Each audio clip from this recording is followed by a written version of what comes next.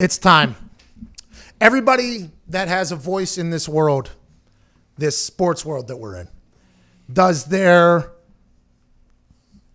mock drafts, okay? They all act as if they're brainiacs. They all act as if they've studied every single college football player in every roster to see who would end up where. They're all lying, but we did that. We studied every single college football player this morning. Every single one. We tried to find the diamonds in the rough, just like Bill Belichick skipping the combine and going down to Middle Tennessee State to test out a DN that didn't get invited to the combine. That's what we did for this mock draft.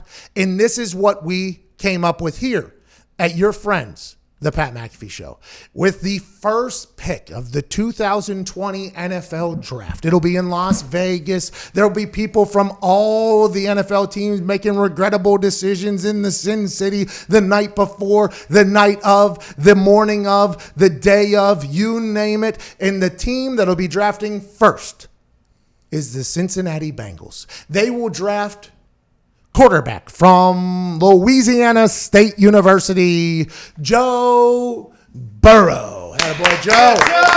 Attaboy, Joe. Congrats. Will Joe Burrow stay there? We have no idea. He says he will, but there's still a conversation lingering in the undertones of the sports world that he has the power to potentially not play there. I'm not saying he won't, but we're not 100% sure. Now, Roger Goodell, after dapping up Joe Burrow will go over, do an interview with Dion and everybody else that's on the stage. Then Roger Goodell will come waltzing back out. It'll probably be a boo that he'll hear. He doesn't deserve it, especially after...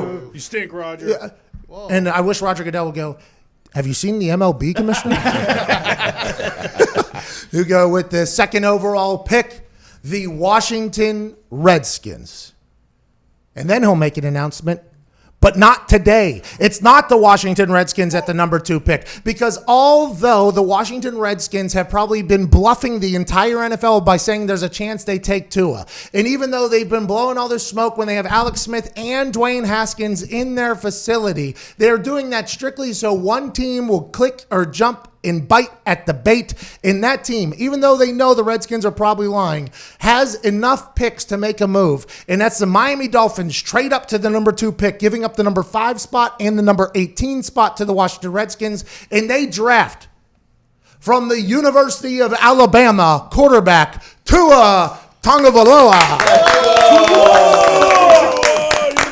He'll sit behind Fitzmagic for a year, even though his hip is healthy and everything like that. He'll learn a little bit behind Ryan Fitzpatrick. B-Flow's cooking something special down there. Ladies and gentlemen, congrats to the Tua family not having to go to Detroit. Speaking of, with the number 3 overall pick in the NFL draft, still at head coach Matt Patricia, the Detroit Lions, who are just one player away from a Super Bowl run. That's it.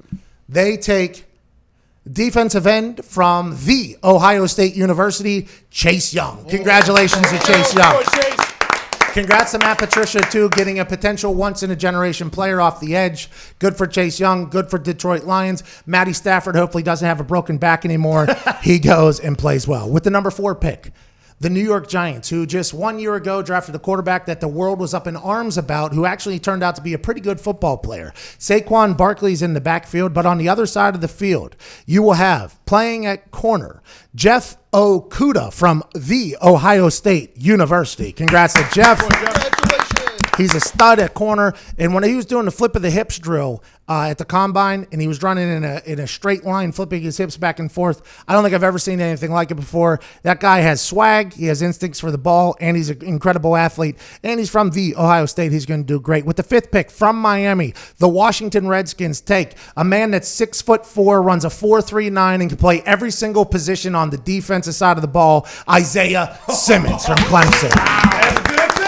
Number 6, the Chargers. They take a veteran quarterback. They don't take a quarterback here, which a lot of other mock draft picks are saying. They take Mekhi Becton, offensive tackle from Louisville, who put on an absolute show at the combine just a week ago. He runs fast. He lifts a lot of weight. He jumps high, and he'll be securing a veteran quarterback's blind side or front side, depending on where the Chargers decide to put him. With the number 7 pick, the Carolina Panthers, who have a lot of decisions they have to make. Will they be in play for Joe Burrow at this point? Nobody knows. I just think that they'll take Derek Brown, defensive tackle from Auburn. Good football player. Get him in that system. See what Matt Rule can do with them. At number 8, the Arizona Cardinals, who just last year surprised a lot of people with how good they were. They're still picking number 8, so they weren't that great. Kyler Murray and Cliff Kingsbury kind of got things going towards late. They signed Larry Fitzgerald to another $11 million deal. I think they pick up another weapon for Kyler Murray in that offense in Jerry Jeudy, wide receiver from Alabama.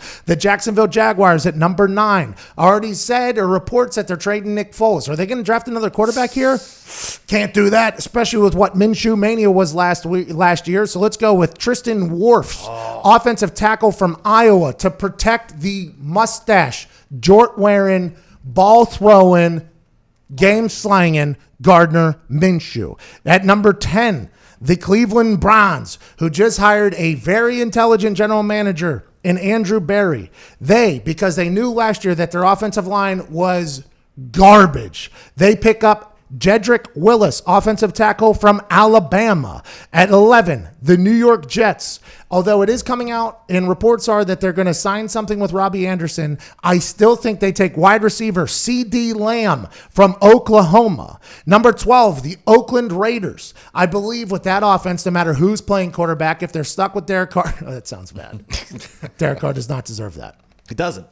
If Derek Carr is their quarterback, or if Tom Brady's their quarterback, or if any other quarterback, Peterman is their Peterman won't be their quarterback. Any other quarterback is their quarterback. Andy Dalton is their quarterback. If anybody's their quarterback, I think they need another weapon. That'll be Henry Ruggs, wide receiver from Alabama, who is very fast. That fits the Raiders model, by the way, being very fast. I don't know if Mike Mayock and Gruden are that way, but the Davis family loves them some speed. And at the number 13 pick, the Indianapolis Colts, who have an offensive line that seems to be set. At quarterback, everybody thinks that they're either going to stick with Jacoby or potentially bring in Phillip Rivers to play there. T.Y. Hilton's a monster. Jack Doyle is playing well. The defense is great. The one thing they are missing is another weapon on the offensive side of the ball. So with the 13th pick, the Indianapolis Colts select wide receiver from Clemson, T. Higgins. Congratulations on moving to Indianapolis. And congratulations to all those student human athletes that are definitely getting drafted in that exact order.